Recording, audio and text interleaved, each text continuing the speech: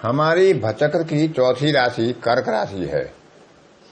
इसका विस्तार 90 अंश से 120 अंश है। पुनर्वसु नक्षत्र का चौथा चरण, पुष्य और आश्लेषा नक्षत्र के चारों चरण इसमें आते हैं। यह जल तत्व राशि में पहली राशि है। इसके अलावा वृश्चिक राशि और मीन राशि जल तत्व हैं। यह चर राशि है, मूक राशि है, स्त्री राशि है, सौम्य राशि है, सम राशि है और फलदायी राशि है। द्वितीय भाव को छोड़कर यह किसी भाव में पंचम या लाभ में बैठती है तो संतान पक्ष के लिए अच्छी होती है। दशम में चतुर्थ में बैठती है तो माता पिता के लिए अच्छी होती है। लेकिन पृष्ठोदय राशि है, पृष्ठोदय राशि होती हैं मेष, वृष, कर्क, धनु और मकर, जो पृष्ठ देश से उदित होती हैं। यह रात्रिकालीन राशि है। जब सूर्य कर्क राशि में होता है तो वह उत्तरी गोलार्ध में होता है, इसलिए कर्क राशि को उत्तरी राशि भी कहते हैं। इसको केकड़े के चिन्ह से चिन्हित करते हैं। यह एक भावना प्रधान राशि है। ऐसे व्यक्ति शिक्षित सिद्ध होते हैं, उपदेशक के व्याख्याकार हो सकते हैं, शक्ति प्रदान कर सकते हैं, जनता में व्याख्यान दे सकते हैं, जन समूह को साथ लेकर चल सकते हैं, प्रेरणादायी हो सकते हैं। गुरु यहां उच्च होता है और अधिकतम उसका परम उच्च अंश 5 है। इस राशि में मंगल नीच होता है जो 28 अंश पर परम नीच होता है। सूर्य के लिए यह मित्र राशि है। बुध, शुक्र और शनि के लिए शत्रु राशि है। इनके शारीरिक लक्षण कुछ इस प्रकार के होते हैं कि इनके कुछ अवयव दुर्बल हो सकते हैं। इनका शरीर मध्यम स्तर का होता है। इनका वर्ण स्वच्छ होता है, लेकिन केश कुछ हल्के काले रंग के और रंग रूप में कुछ पीलापन भी होता है। शरीर के ऊपरी हिस्से की अपेक्षा में नीचे के हिस्से कुछ पतले हो सकते हैं और भावना प्रधान होने के कारण यह सेंसिटिव जल्दी हो जाते हैं। किसी बात का प्रभाव इन पर जल्दी पड़ता है। कद काठी इनकी सामान्य या छोटी ही रहती है। इनका स्वामी चंद्रमा है, तो इनमें अस्थिरता का प्रवृत्ति रहती है।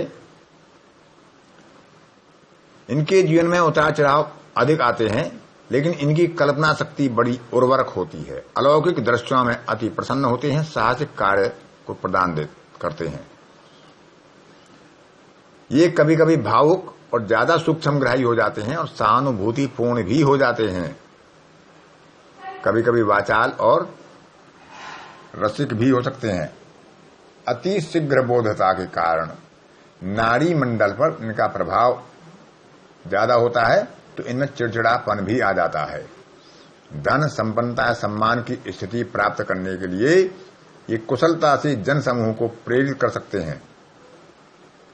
जैसे आप देखते हैं चंद्रमा घटते और बढ़ते रहता है, इसी प्रकार कर्क लगन वाले जातकों में कुछ अवसरों पर बहादुरी तो कुछ अवसरों पर कायरता भी दिखाई देती है। निडरता होते हैं तो कहीं संकोची भी हो जाते हैं। कभी कभी अपनी बातों को रखने में अति सक्षम होते हैं, कभी कभी संकोची भी हो जाते हैं। उनका स्वभाव परिवर्तनशील होता है। इन्हें क्रोध आता है, लेकिन वो क्षणिक होता है और क्षण काल में ही ये संतुष्ट भी हो जाते हैं। इस लगन में जन्म लेने वाले जातक सामान्यतः अपने घर, परिवार और सुख की कामना करते हैं। उनकी संग्रह करने की स्मरण शक्ति होती है। स्मरण शक्ति में जो एक बार आ जाता है वो दीर्घ काल तक रहता है। परिवार और ऐतिहासिक घटनाओं के संबंध में इनकी स्मरण शक्ति ज्यादा तीव्र होती है, दूर तक उन्हें याद रहती है। समालोचना का भय या उपहास या अपयश का भय इनको विचारशील, कूटनीतिज्ञ और लौकिक बना देता है। वे गुणों को जानकर स्वीकार करते हैं। सहानुभूति द्वारा ये प्रोत्साहित भी हो जाते हैं। यदि लग्न में किसी महिला जातक का जन्म होता है तो वह अनेक मामलों में स्वाधीनता पसंद करती हैं। यदि वे परिश्रमी होती है तो भी अनुचित मांग करने वाली होती है। उनका क्रोध अल्पकाल होता है। ईर्ष्या भाव भी ज्यादा दूर दिन तक ये नहीं रखते किसी के लिए। अब क्योंकि चौथे भाव की राशि है कालपुरुष की कुंडली में, और चौथा भाव अचल भू संपत्ति का भी है। लेकिन यदि उस भाव में या कर्क लगन पर पाप प्रभाव पड़े तो संपत्ति की प्राप्ति इनके लिए मुश्किल हो जाती है। जीवन का उत्तरार्ध ऐसे व्यक्तियों का सफल होता है, संपन्न होता है। सभी कर्क लगन वालों को पैतृक धन संपत्ति और प्रभुता मिलती है, परंतु प्राप्ति में मंदता या बाधाएं या दिक्कत हो सकती हैं। वृद्धावस्था में बहुधा उनकी संतान ही उनके पालन पोषण का कारण बनती है। कर्क लगन में जन्म लेने वाले ज्यादातर जातक सूक्ष्मग्राही, एकांत प्रिय लेकिन अभिमान रहित होते हैं।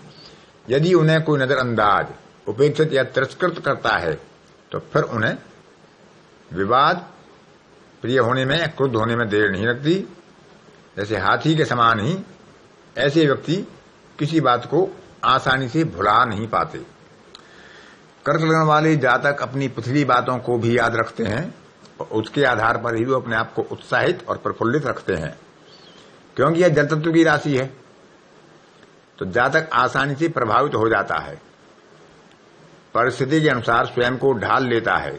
जिस प्रकार जल अपना रूप उसी प्रकार बदल लेता है जिस पात्र में उसे रखते हैं। इसी प्रकार स्थिति व्यक्ति की होती है। जल दबाने योग्य नहीं होता। इसी प्रकार कर्क लगन वाले जातक को जब विवश किया जाता है तो वो हठी और स्थिर हो जाते हैं, अधीनता को स्वीकार नहीं कर पाते। कर्क राशि जल तत्व है और इधर चर राशि है। जैसे नदी में जल का प्रवाह होता रहता है, वैसे ही कर्क लगन में जन्मे हुए जातक अस्थिर और अशांत जीवन जीते हैं। कभी इस ओर कभी उस ओर भावना और कल्पनाओं द्वारा ये शासित होते हैं। इन्हें कदाचित ही आवश्यक प्रदर्शन की भावना होती है। दबाव डालकर सम्मुख होने को ये प्रवृत्त होते हैं। किसी भी मामले में बार बार मंथन करने और उचित समय पर आवश्यक कार्य न करने के कारण वे अनेक अवसरों को खो भी देते हैं। वे जब कार्य करने को तत्पर होते हैं और पता चला कि अवसर बीत चुका है, इसी प्रकार कुछ अनिश्चितता में रहते हैं कि लॉटरी का टिकट खरीदें या नहीं, और सोचने में कुछ समय अधिक लगा देते हैं। और जब वो निर्णय लेते हैं तो पता चलता है कि समय व्यतीत हो चुका है। जैसे कोई व्यक्ति बरसात का मौसम देखता है और वो छाता तब खरीदेगा जब बरसात समाप्त हो जाएगी। तो ये जब ग्रहों पर का नेगेटिव प्रभाव, नकारात्मक प्रभाव कर्क लगन पर होता है तब ऐसी प्रवृत्ति ज्यादा पाई जाती है। जिस विषय पर ऐसे व्यक्ति योजना बनाते हैं उस पर वे हठी निश्चय के साथ डटे रहते हैं और एक दिन उस पर सफलता भी पाते हैं। वे किसी एक स्रोत से बड़ी धनराशि प्राप्त करने की अपेक्षा विभिन्न स्रोतों से थोड़ी थोड़ी धनराशि प्राप्त करने में अधिक रुचि रखते हैं। कोई भी किसी एकल व्यापार से बड़ी धनराशि प्राप्त करता हो तो उसका जन्म कर्क लगन में होना शायद संभव नहीं हो। जिसे जातक संपूर्ण धन शक्ति प्राप्त करने योग्य होते हैं, जीवन की विषमताओं को जीतकर विजयी होते हैं, फिर भी उन विषमताओं को भुला नहीं पाते हैं। वे उनके स्मरण में रहती हैं। एक पिता जो निम्न स्तर से आरंभ कर बाद में उच्च स्तर पर पहुंच जाता है, यदि भी वह धनी हो जाता है तो भी वह अपनी संतान के समक्ष उस निर्धरता को निरंतर रखता है जिसमें वो पहले रहा था। कर्क लगन वाले जातक जीवन के अंतिम पड़ाव में भाग्यशाली होते हैं। प्रत्यक्ष में वे निष्कपट और उदार होते हैं, लेकिन सामान्यतः वो ऐसा नहीं होते और अन्यों से बहुत कुछ गुप्त रखते हैं और प्रभाव छोड़ने में सक्षम और वो आकर्षक होते हैं। स्वास्थ्य की दृष्टि से यह राशि चंद्रमा की है। जातक का स्वास्थ्य तरुण अवस्था में क्षीण रहता है, लेकिन उम्र के साथ साथ थोड़ा सा परिवर्तन होता है। कर्क राशि वक्षस्थल को और उदर को शासित करती है,